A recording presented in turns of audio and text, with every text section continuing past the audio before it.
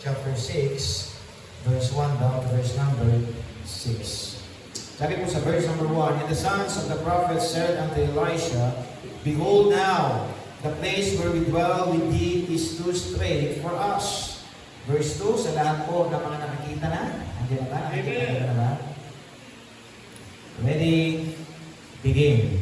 Let us go with plenty unto Jordan, take thence the land of Egypt, make up a place where we may dwell, and he answered, Go ye.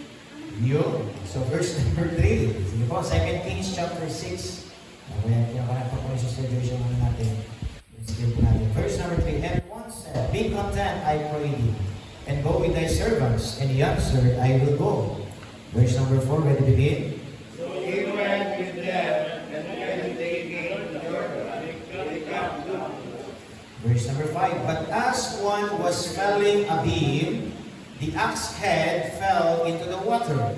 And he cried and said, Alas, master, for it was borrowed. Verse number 6. Basahin po natin sabay-sabay. Ready, begin.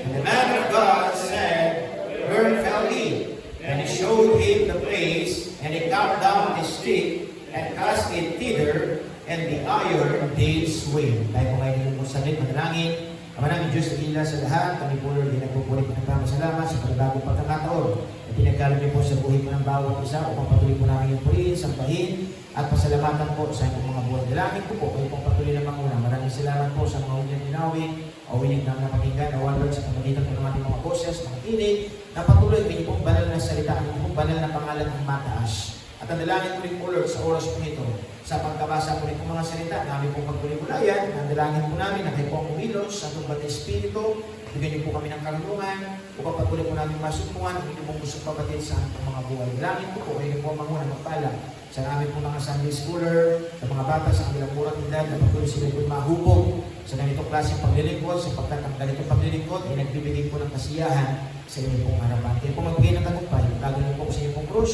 at ang inyong pong pangalan ng mataas, oras po nito. Ang aming dalangin sa pangalan ni Jesus. Amen. Amen. Please be seated.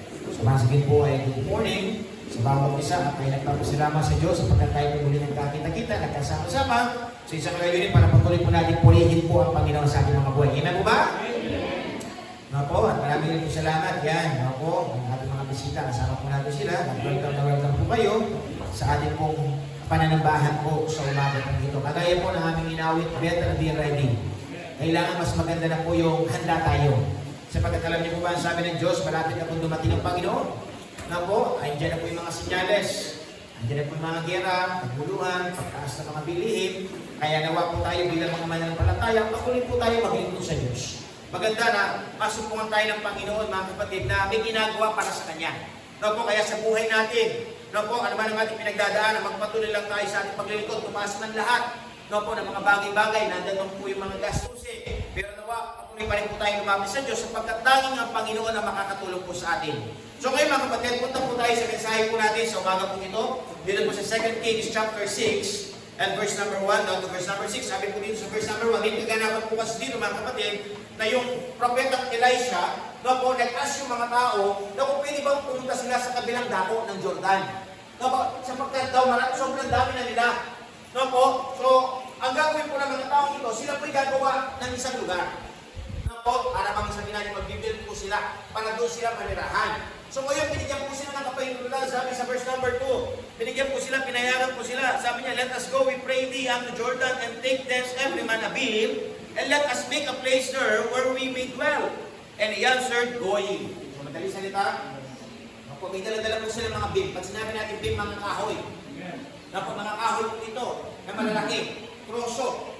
So madali sila nandoon, gagawa ng isang bahay nila, lugar nila, para doon po sila maninirahan. Verse number 3. Nasabi po sa verse number 3, And one said, Be content, I pray thee, and go with thy servant. And he answered, I will go. Po, maraming mga sumama.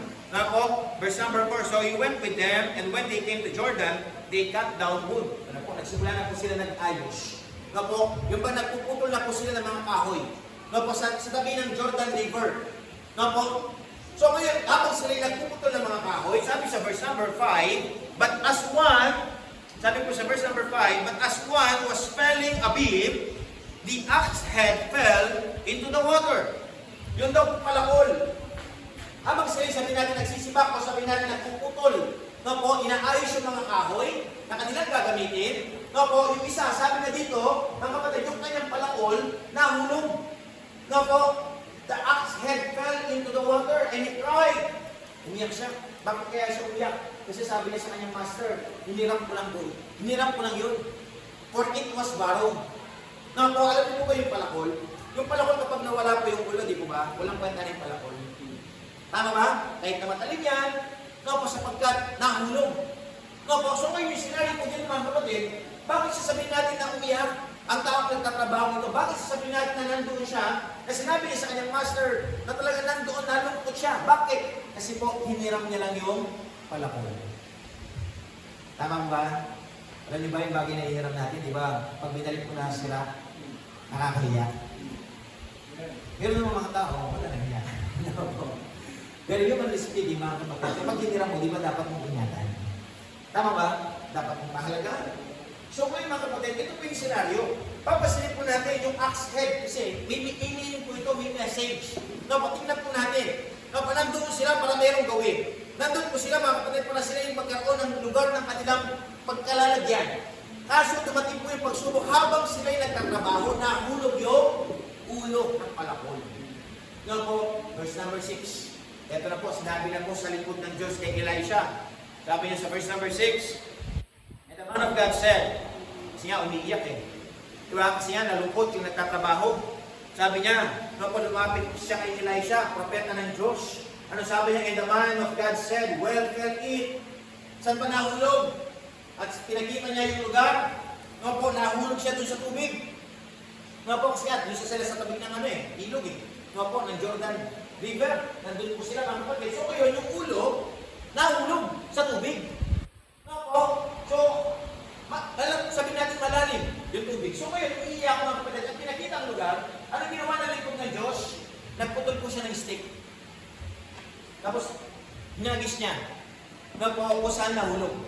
Ano po nangyari doon sa ulo ng palakol? At nakikita niyo po ba yun sa Holy Word? And the iron did swim. Kasi niyo po mga kapatid. Di ba yung law of gravity, yung mabigat na bagay, ano mangyari? Yung mabigat na bagay, dahil sa law of gravity, ano mangyari? Sa lulubog yan. Tama ba? Lulubog. But could you imagine mga kapatid, ang nangyari po dito, no po, nung pagkatapos hinihagis, yung sabihin natin na stick, na lingkod ng Diyos, no po, yung bakal, lumangoy. No po, anong ibig sabihin? No po, nawala yung law of gravity. Tapos yung bakal, mga kapatid, no po, yung axe head, lumutang. No po, anong ibig sabihin ito mga kapatid? May mensahe po ito na gusto ipabatid ang Panginoon sa buhay ko ng bawat isa. Nang sabi ng Diyos, para bang ang isang tao, no po, bilang tao, bilang individual, lagi natin tandaan mga kapatid, meron mga bagay na pinagkatiwala sa atin. Ang ibig sabihin, pinahiram. Tama ba? So ngayon mga kapatid, sabi ng Diyos, lagi natin nalalahanin, yung buhay natin, pinahiram lang ng Panginoon. So sabi natin, huwag natin aksayahin. No po, minsan, bakit yung palakol? Kasi may mga gamit, diba, yung palakol, kapag yung bang hindi na siya fix, diba, yung bang gumagalaw na. No po, pero ito, pinitigil ka pa rin eh. Ibig sabihin, meron na siya kailangan ayusin. No po, yung ba, di ba, nilalagyan niya ng supal? No po, nakagamit na po kayo ng palakol. Di ba yung kapag yung palakol gumagalaw-galaw siya, mahirap gamitin? Tama, so ano gagawin? I-fix mo siya. Pero ito mga kapatid, yung instance ng bata na gumagamit nito, yung tao ito mga kapatid, alam niya na meron ng problema, pero pilit na pa rin ginamit. Pero nangyari, nandoon, nawala, nasira. Na po, para bang sa buhay natin mga kapatid, nang sabi ng Diyos sa buhay natin, alam na natin na may problema tayo. Alam na natin na sa buhay natin mga kapatid, na nandoon ang ating buhay, hindi perfecto. Kaso, pilit pa rin natin ginagamit sa walang kabuluhan. Nang sabi ng Diyos, hindi natin namamalayan, para tayong tao, o sabi natin, parang yung isang palakol na ulo, na lumubog na. Anong ibig sabihin? Pawalang saysay na. Na po, but would you imagine may stick, may lingkod ng Diyos. Ano pong simbolo ng stick? Yun po yung cross. Na po, na yung buhay natin nandoon dahil sa karumihan, dahil sa kasalanan, patungo tayo ng impyerno. Pero dahil sa pag-ibig ng Diyos, mga kapatid, ang simbolo po ng stick na yun, mga kapatid, si Kristo. Na kapag ang tao ay lumapit sa Diyos, na kapag ang tao ay nagtiwala sa Panginoon, na kapag ang tao ay lumapit sa Panginoon, nandoon nagpakumbaba, tinanggap si Kristo sa kanyang puso, na bagaman ang kanyang buhay, wala nang saysay. Pero kapag ang Diyos kumilos, kapag naging totoo ka sa Panginoon, ang sabi ng Diyos, pwede niyang ayusin ang iyong buhay. Pwede niyang bigyan ng pag-asa. Na po, kaya nga mga kapatid, kung papasin po natin yung law of gravity na break, why? Kasi nga nag-intervene ang Diyos sa buhay natin. Na po, anong ibig sabihin ng mga kapatid? Sa buhay natin, minsan nakala natin wala na tayong magagawa. Wala nang kwenta ang ating buhay. Wala nang patutunguhan. But I tell you mga kapatid, kapag tayo lumapit sa Diyos, kapag tayo nagtiwala sa Panginoon, pwede pa palang ayusin ng Diyos. Bakit? Kasi sa Panginoon, puno-puno ng pag-asa.